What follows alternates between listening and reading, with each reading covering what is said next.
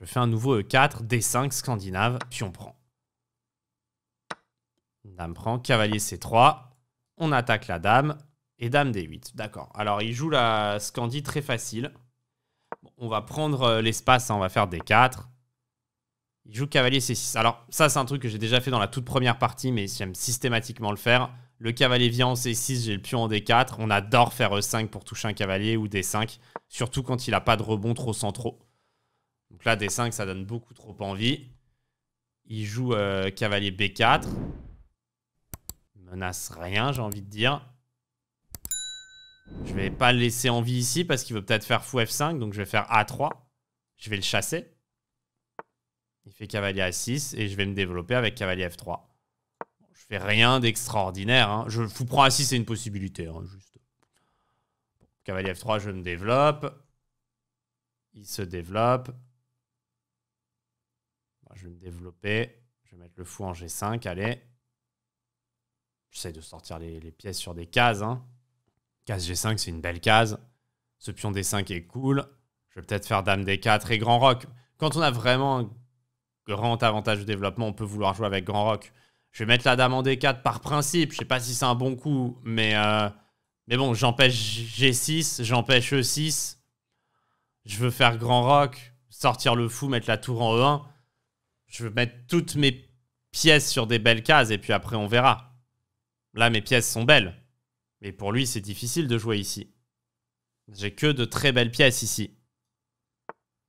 Il joue H6. Bon, bah écoutez, je vais rester pour le moment sur la diagonale.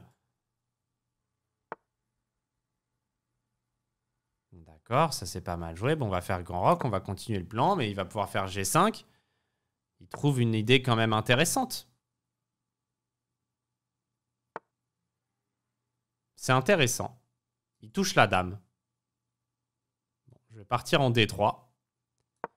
Alors, mon idée, c'est que je protège le cavalier pour pas me faire doubler les pions. Mais avec ce dame D3, je vise une autre case. Ah, là, c'est pas facile à voir. Vous pouvez réfléchir. C'est un joli coup. Alors, ça va pas forcément gagner, mais c'est un coup que je voulais vous montrer. On va profiter des cases blanches pour aller se mettre en H7. Mais ça perd. Il aurait pu faire cavalier F6 et enfermer la dame. Il l'a pas vu. Ça aurait pu perdre. Maintenant, on se retrouve dans le caca. C'était un joli coup, en fait, visuellement, dame H7, mais c'était mauvais. On n'a pas à calculer, on n'a pas vu. Il n'a pas vu non plus, tant mieux. Pour nous, il a raté cavalier F6. La dame était complètement enfermée. Bon, on va jouer, du coup, cavalier E4, hein, sauf qu'il peut. C'est pour sûr qu'il prend F6, cavalier F6, savoir qu'il prend F6. Mais c'est pour ça on peut avoir de jolies idées parfois, mais quand on calcule pas, ça passe pas toujours. Là, un peu de bol pour nous. Ça tombe bien. Maintenant, il peut aussi jouer tour H8 hein, et encore gagner la dame. Écoutez, on a joué un coup qui passait pas du tout, ce dame H7. Ça arrive. Il joue cavalier A4. Sans aucune raison. On s'est retrouvé très mal. On va faire cavalier D4. Hein. Écoutez, s'il gagne la dame, il gagne la dame. Hein. C'est comme ça. Hein. C'est le jeu de ces parties. C'est de ne pas toujours jouer max. Et de se retrouver dans des problèmes de temps en temps. Et là, on a un vrai problème. Alors, j'aurai encore dame F5. Mais peut-être cavalier E6 après. Ça sent pas bon en tout cas. Ça sent pas bon. Partie est difficile. Il joue cavalier B6. En fait, je suis super mal à cause de ce coup de dame. Mais alors, d'une force, je me suis mis dans un problème incroyable. Je vais faire B3. Mais je pense que je vais la perdre, en fait, si je me mets pas à jouer à mon niveau. Il fait tour H8 maintenant. C'est bien joué. Il l'a vu. Alors, la position est très problématique.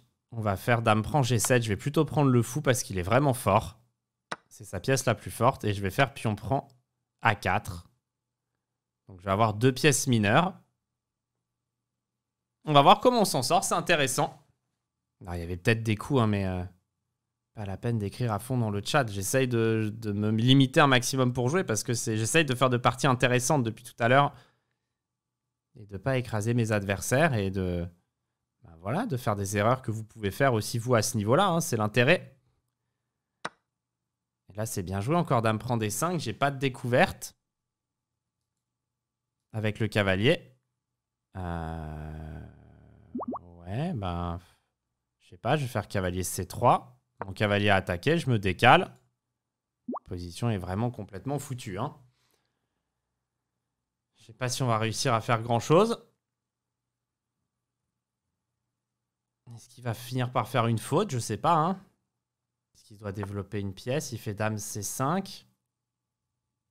Il tape encore. Hein. Roi B2, d'accord, on doit défendre. Pas trop le choix. De toute façon, il attaquait les 2 pièces. Bon, elle n'est pas si facile à conclure peut-être pour lui. Il faut toujours s'accrocher, hein, même quand on a du matériel de retard. Surtout une dame, bizarrement. Ça peut se regagner.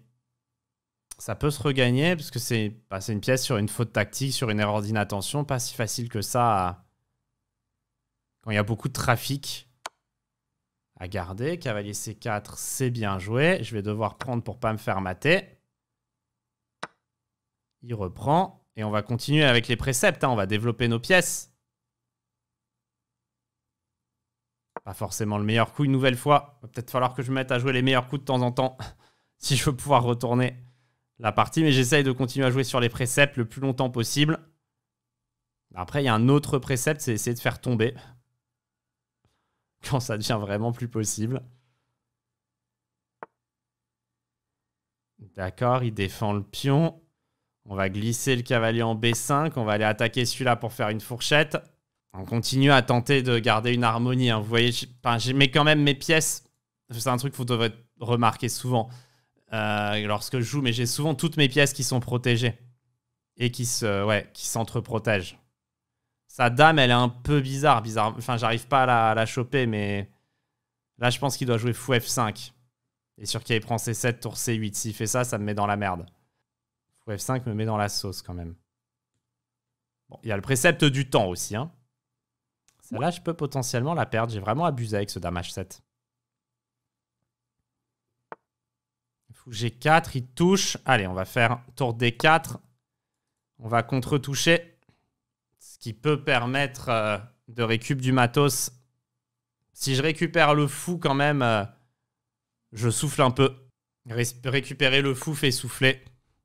Et là, j'espère tellement dame prend G2 fou E5. Non, là, c'est plus si clair. Alors, j'ai pas cavalier prend A7. Il y a dame... il y a dame A6. Il y a dame B6 échec. Alors, comment on fait ça? Est-ce que je fais H4? Allez, je fais H4. Ça suit pas trop les préceptes dans le sens où j'ai des pièces non protégées et ça, j'aime pas trop. Il fait F6, c'est bien joué. Je vais prendre une fois. Et je vais mettre le pion à F3.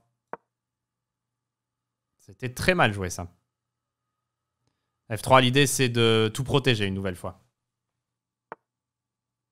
Il fait A6. J'ai été bête, je ne me suis pas donné la chance d'avoir du cavalier A7.